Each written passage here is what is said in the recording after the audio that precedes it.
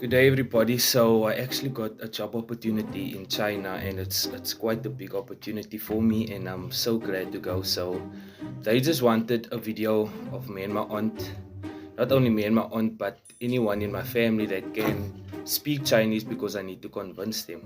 So I'm quite good in Chinese. Hola, ¿cómo estás?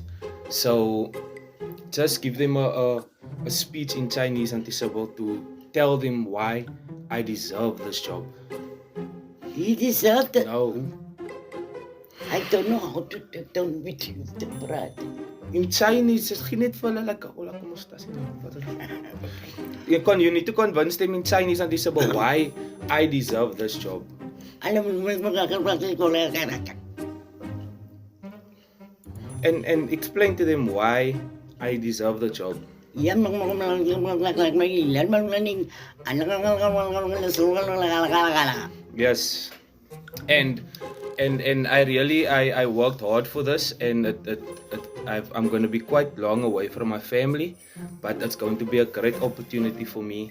And as you can see, my aunt can speak Chinese, so I've got the Chinese background. So yes, thank you very much. Can you say bye to them in Chinese also? Mang